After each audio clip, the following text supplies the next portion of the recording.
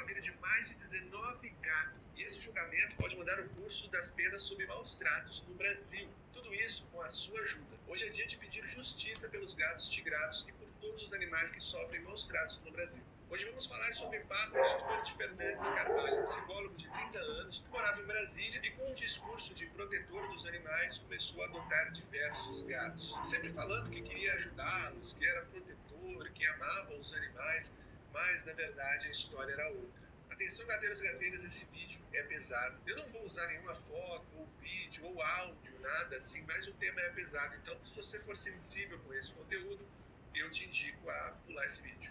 Pablo Stuart Fernandes Carvalho, um psicólogo de 30 anos, que na verdade é um monstro. E a história é a seguinte: ele é morador do Distrito Federal e lá ele começou a adotar gatos, né, de vários protetores, de várias ONGs, e sempre com o discurso de que era um protetor dos animais, que amava os animais, que protegia eles e queria adotar. Tanto queria amar e proteger que ele escolhia os gatos tigrados, os que eram menos doados, infelizmente. Então ele se apropriava desse discurso para enganar as pessoas, né? E enganava tanto que conseguia passar pelas entrevistas e conversas com os protetores que não doam para qualquer um, né? É importante dizer isso também. Você não vai chegar no protetor e falar que quer um gato e ele vai te dar o gato. Não é assim que funciona. Você vai ali responder uma série de perguntas, né? Uma entrevista. Muitas vezes eles vão até a tua casa. Enfim, existe todo um processo para você conseguir adotar um gato. Processo esse correto, né? A maneira correta de conseguir para evitar esse tipo de coisa. Mas mesmo assim ele conseguiu. E como que foi isso? Tudo começa quando ele adota o primeiro gato. Quer dizer, um dos primeiros que se sabe que começa assim. Isso pode, pelo nível de psicopatia dele, pode ter começado muito antes, obviamente, né? Então, como que se descobriu esse caso, né? Este monstro, tudo isso quando ele posta no Facebook que no dia 22/4/2024, um dos gatos dele tinha sumido. Depois de um tempo, né, tem um espaço de tempo aí de mais 4 meses, no dia 13/8/2024, ele adota dois gatinhos, dois irmãos que foram adotados por esse monstro. E aí depois, menos de um mês depois, ele adota mais dois gatos rajados também. 8 dias depois, mais um gato. No mês seguinte, mais um gato. No outro mês, mais dois gatos. E assim ele vai adotando de 1 a 2 gatos por mês. Até chegar em março de 2025, quando ele adota o último gato, que é o Joey. Esse gato ele foi resgatado com vida, diferente dos outros, infelizmente. E graças a esse último gato resgatado, Joey, dia 12 de março de 2025, é que foi aberto. Então, o boletim de ocorrência e toda a investigação começou oficialmente, assim, né?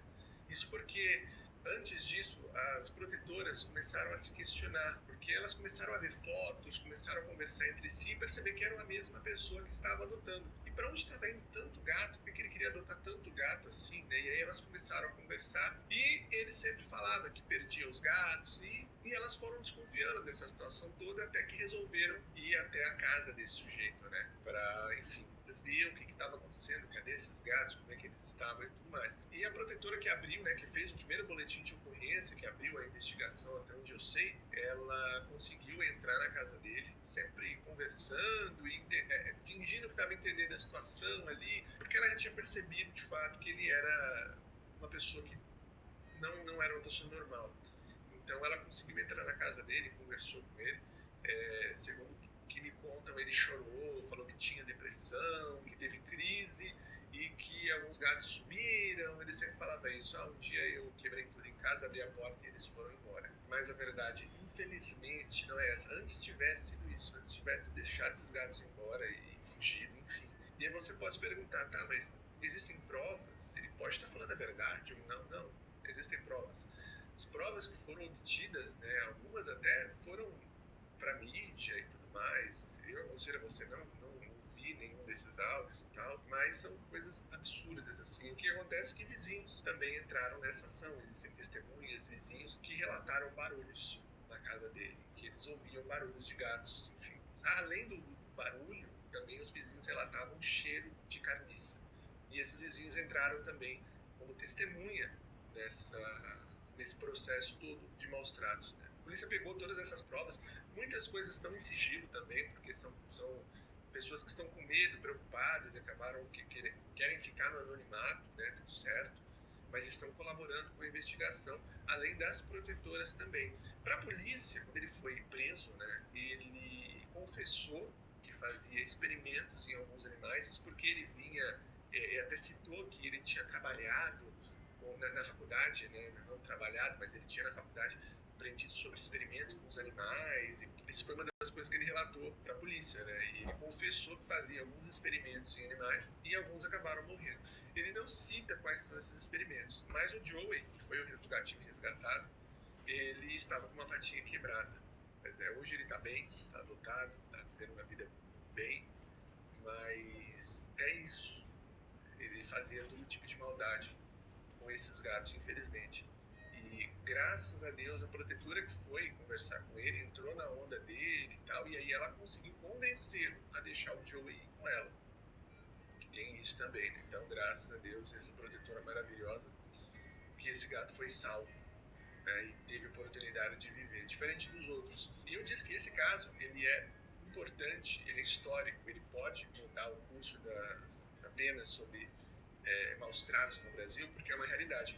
Tanto que esse monstro está preso preventivamente já há muito tempo. É a primeira vez que uma pessoa fica tanto tempo preso, assim, preventivamente. E isso eu acredito também por conta do peso que as pessoas estão levando, né? E todo o barulho que todo mundo está fazendo em cima disso. Então é importante a gente se manifestar. Só que existe uma questão, né? Isso porque a pena para causa animal é de 3 a 4 anos, se eu não me engano.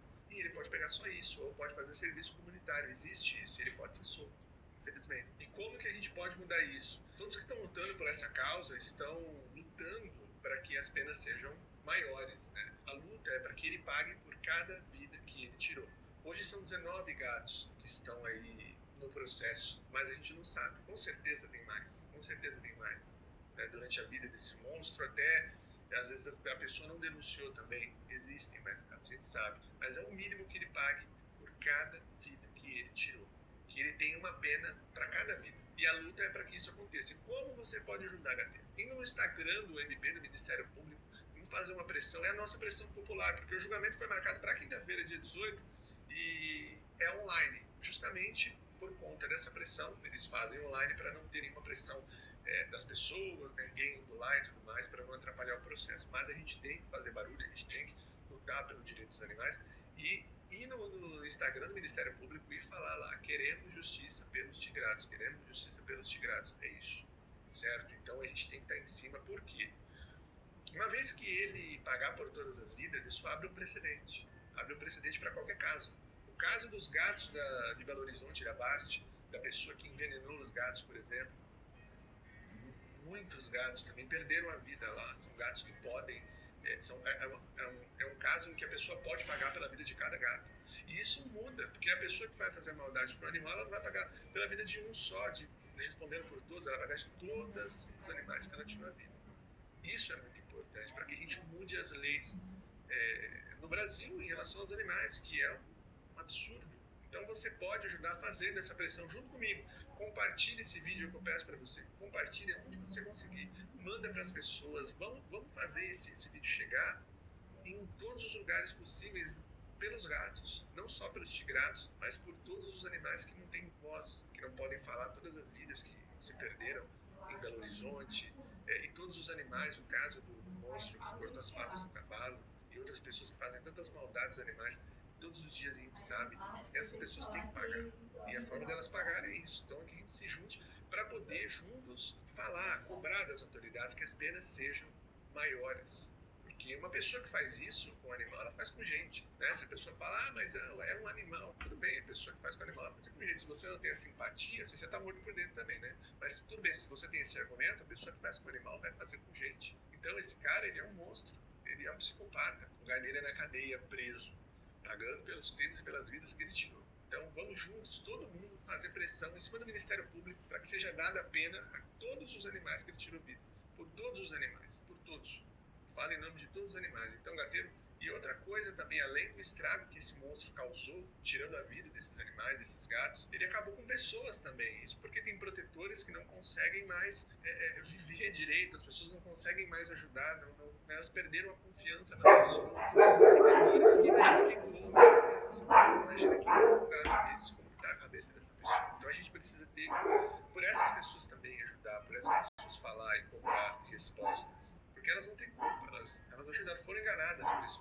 pessoa psicopata, um monstro desse, ele consegue enganar, ele é frio, ele consegue falar e convencer as pessoas, entendeu? Ele consegue. Então é importante que a gente esteja do lado dessas pessoas também. Imagina se fosse com você, imagina se fosse comigo.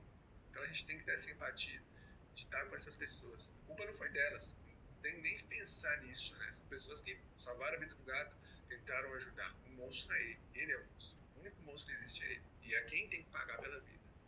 E mostrar para essas pessoas que a gente está junto e que essas pessoas têm que continuar o trabalho.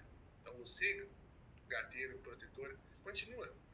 Eu sei que é difícil, eu sei que a gente olha um caso desse e acaba muitas vezes perdendo a fé na humanidade, nas pessoas, mas a gente não pode olhar só para esse caso, tem que olhar para todo mundo que está ajudando e fazendo e ajudando e dando voz. E nós somos a maioria, isso aí é a minoria.